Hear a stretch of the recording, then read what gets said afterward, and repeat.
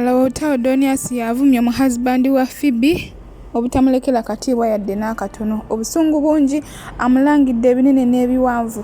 Kinyuma obyerabiddeko byonna mbikuleetedde maaso. Otakomyawo aleese Bwiino ku kyaviiriddeko Samantha okugwa eddalu n'ebirala bingi nnyo okubajjukira yamukyalirako kwegamba Bwiino yenna amuggyeeyo.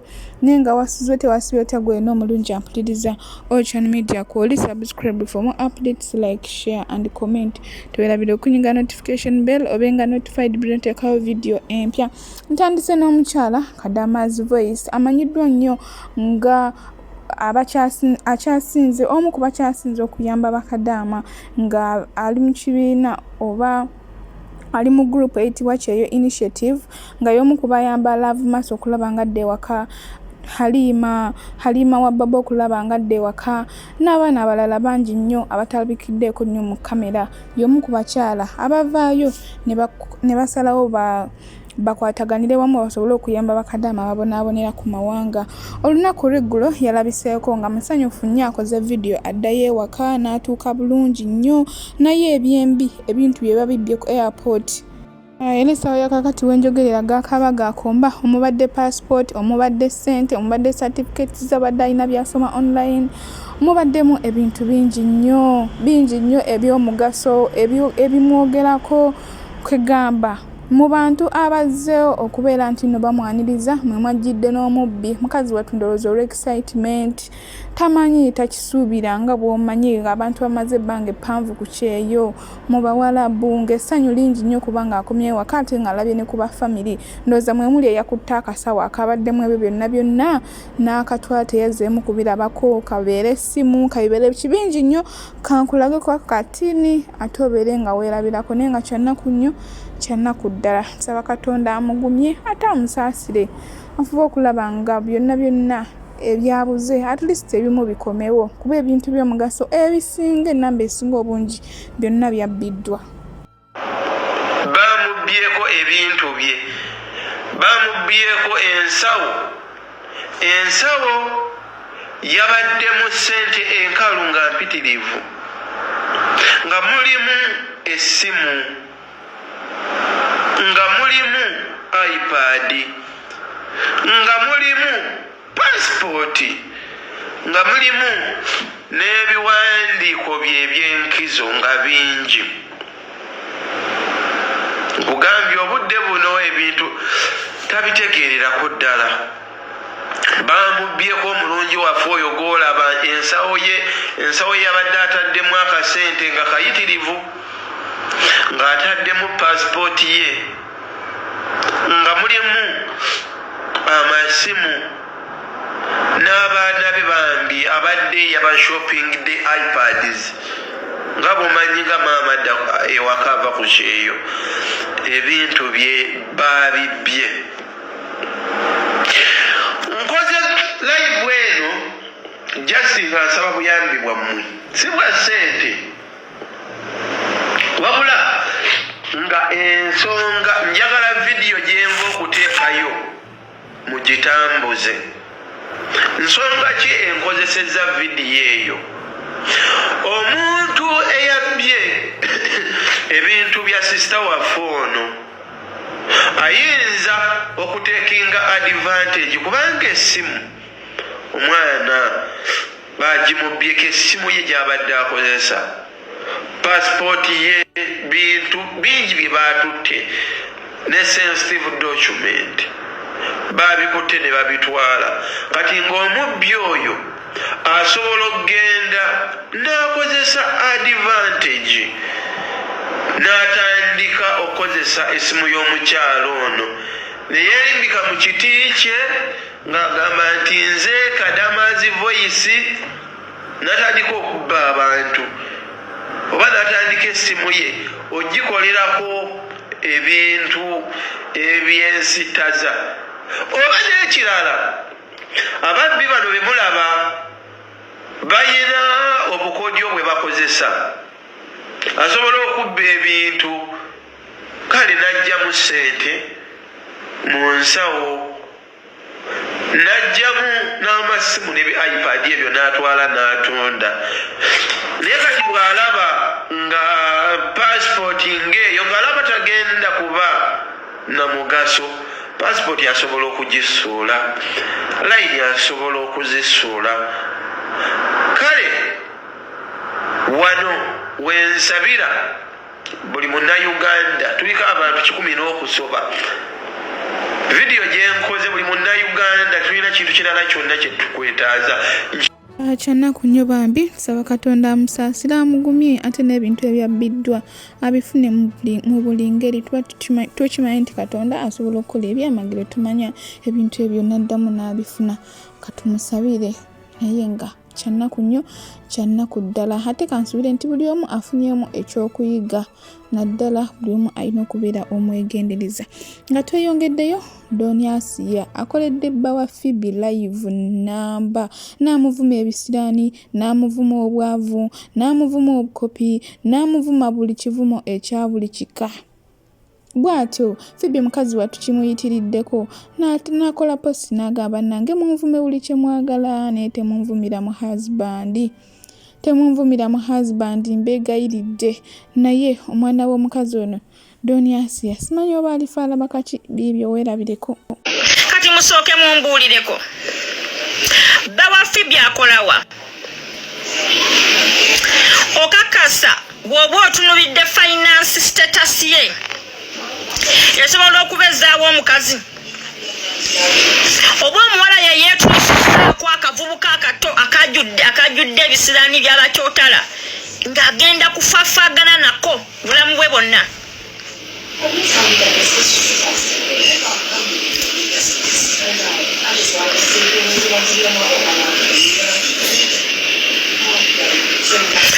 Lwaki mwagala nnyo okukolera ebintu ku peesi z'abantu abalala nti gundi yafumbiddwa nange nina okubalagayo nti no nafumbiddwa?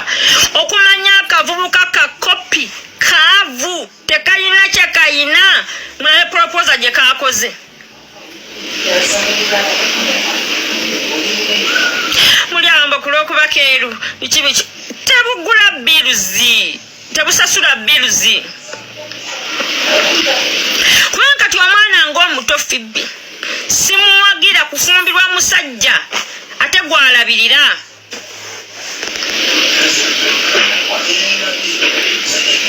Nga yalina okukeera agenda atandika okukuba oluseke mu bantu, alange wano alange wali. Abakazi tunafuwa, obwo obusajja butwezingamu bujja ne butusanga nga tukola nga olina amaanyi go naye kasita akufunisa olubuto aba akunafuyizza otuuka okubeera nga enjiribya gye wali oyiribyawo mubeera obulungi nga tokyasobola.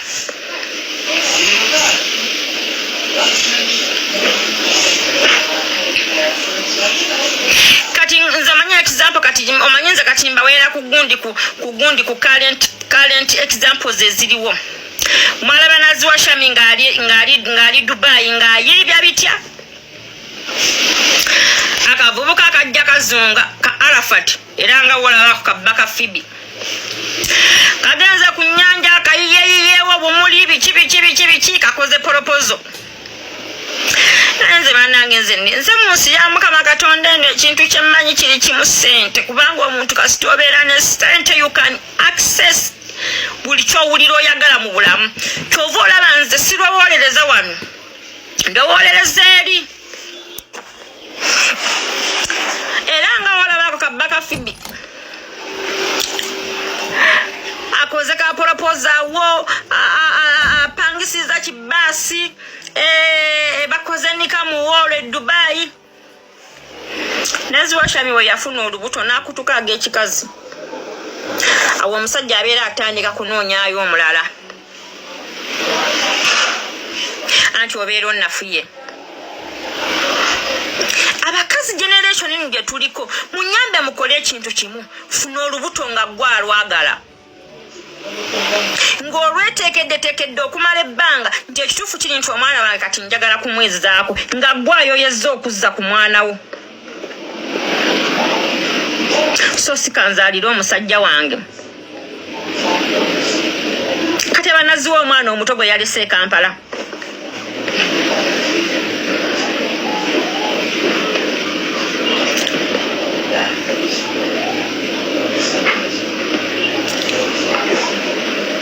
anyways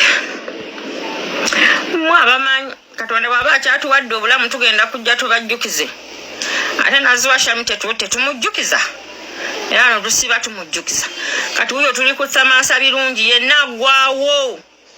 Akyewuunyisa okuba nga mukyala yayogerayo byonna ate nga naye muzadde alina omwana omuwala. Takomye okwo n'amugamba akavubuka kakolerere ofube okulaba nkakuzaalamu ozaale ku baana abalungi owonye okuzaala abaana abatalabikako ozaale ku baana abalungi. Kino kika akavubuka kakolerere naye making sure nti kakuzaddemu naawe ozaaleko omwana omulungi mu kika kyewammwe eri ewammwe wali eri gye twalaba ekapeeka nga wakava e Saudi gwe mulundu nno ogwasembayo okulaba ewammwe oba embizi ze wali olunda toddangayo kuzirambuula. Mukama bambi akusaasira ofune olubuto naawe ozaaleko ku mwana nga atunulikako mu bazzukulu ba maama wo. At least ng'omwana we ali identified nga bagamba ono wa Phoebe. Kati akasajja kakolerere ne famire ye anti bagamba mbu oli blessed. Omukisa nago nga togukozesezza bulungi gwandi kuddukako nze nkyo nkibabuuliranga amazima ate munankola ki.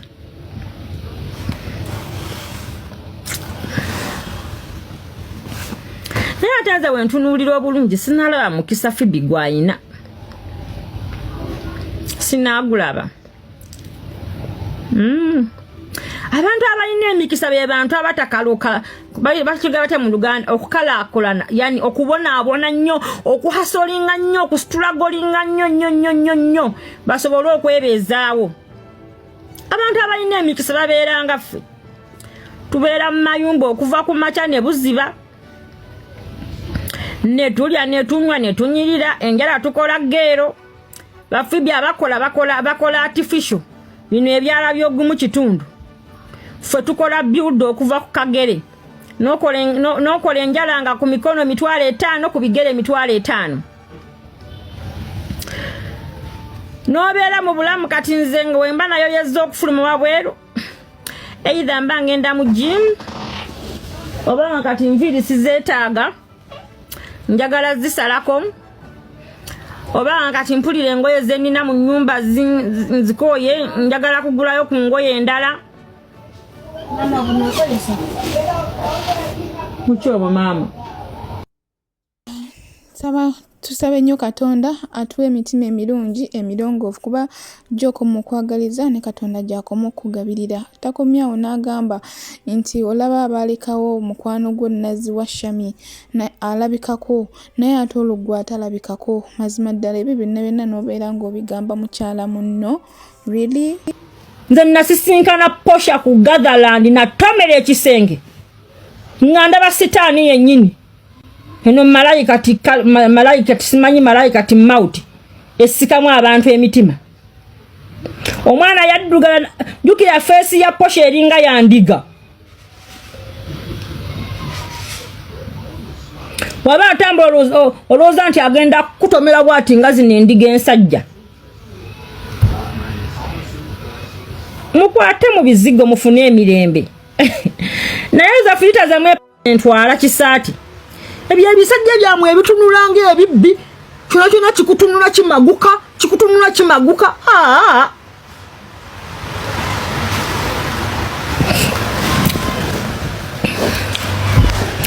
Naye munnange nze nnwe Kampala naddiba bulungi.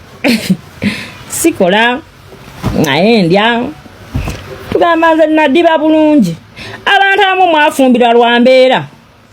Kati waliwo ono munne wa Phoebe.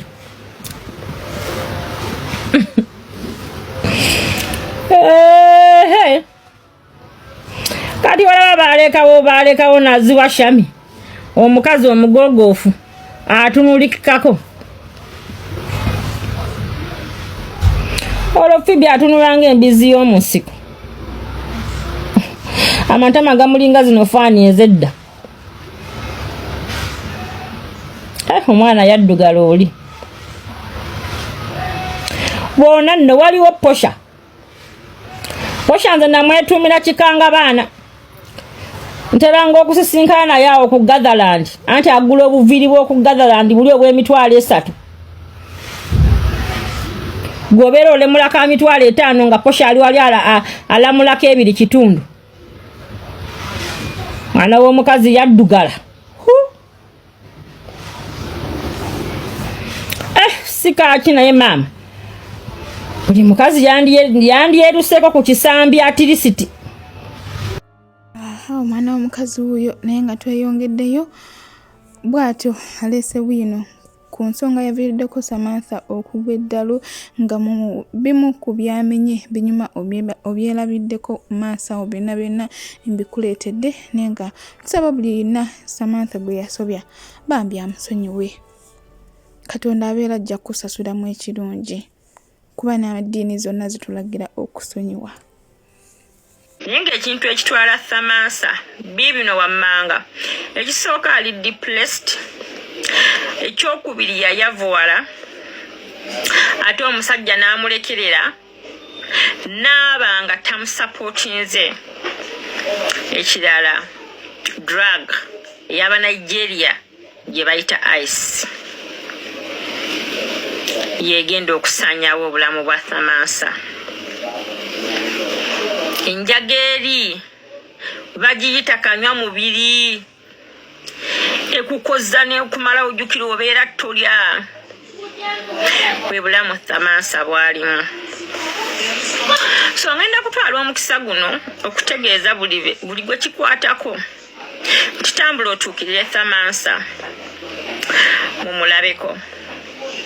Ngenda kukoola up top boss nkoole tunda writer nkoole omukuba kyeyo gwe bayita moze soba moze bonna nga bwe baalinga mu biseera ebyo mu lujimi eyo naddala tunda writer yonna gy'oli wandibadde osibamu emigugu gyo n'ogenda n'owangaalira awaali Samantha kubanga embeera Samantha gy'alimu yeeraliikiriza era eteekera ddala abantu ku bunkenke. Up top the boss njagala ojjukire bulungi Samantha. Ekisooka kya byonna wamukwanako. However, nti we yafuna omusajja gwe yali alowooza nti mugagga relationship yamwe neekoma mu kkubo kwe kukwana ati breaker. Naye yamala n'afuuka mukwano gwo. Badde nkusaba ofuna akadde ofumintirize otuukirire ku Samantha n'ekyo ekitini ky'oba ojja kubanga osobodde papa olasi yonna gy'oli naawe nkukoowodde. Abaana b'e Dubai Sama gye yali akolera mwenna muddukirire Samantha birungi kubanga obulamu bwalimu bweraliikiriza. Jjukira alina abaana 2 ab'obulenzi. Omwana we omuto teyayonka okusinziira ku mbeera gye yalimu okubanga yali so much depressed n'ebirala bingi. Banange obulamu bw'ensi eno bigezo. Naye Sama ensonga y'okubeera nga omusajja yakutuuza mu ddagala ne mufera bakadaama. Just obuzibu bw'olina ekyo ekibeerabeera ky'okozesa it's not all about being arrogance wabula you are an idiot. Waliwo ebintu nga incidents weebezze oyina kusituka wansi n'ofeesinga abantu be wakolagana nabo n'obagamba nti ekituufu kiri nti omusajja yantomeza other than okubeeraayo nga weefuula ate ow'ekitali nnyo ate nga tokyali wa kitalo. Bakadaama musonyiwe Samantha birungi. Alina kyalina muwe nze nayavuwala kirabika amusinga nako obwavu. Naye just kuba nti nze mmanyi okusiibirira amazzi oba nengasulirira ng'ebijja kiri nti ino sirina kitamiiza kisobola kumuzijjako nsigala ndisoba ssaawa 24 kekanyiriro kano koolaba. Naye nze sikyalina wadde za transport zigenda kunoonya Samantha waali mulabeko kubanga nandigenzeeyo nemulabako. Nabwe kiteba mikwano embeera bwetu bwe tusaba Katonda asuuse Samantha amusaasire awone kuba mukyala single mother ayina abaana babiri ayina okubalabirira kegamba si byangu yadde n'akatono. Bantu bangi abasinga bagamba nti ssente y'akadaama teriika. Ebyamuliisa ssente y'akadaama mbu kyova olaba nga afaananye bw'atyo nti si buli muntu nti bamuliira ssente ye. Naye nga nyongera okubaza buli abalabye vidiyo yange to the end ne mulaba obulamu nga temubuskipinze mikwano. Ndi musimuza Bakatonda bakye musinga okwagala abakommenti nga basubscribing abalikinga mwebale nnyo mikwano. Era nsaba okozesa comment section otuwe endowooza okusinziira ku butya bw'osanze vidiyo bw'ogirabye ekunyumidde ogisanze otya bw'oba kaki bw'oyagala okuyisaawo kyonna tujja kwesangayo kuba mbeerayo nendayikinga nenziddamu ne oluusi wabeera weetagisiza. Okyali ku Channel Media, subscribe for more updates, like, share.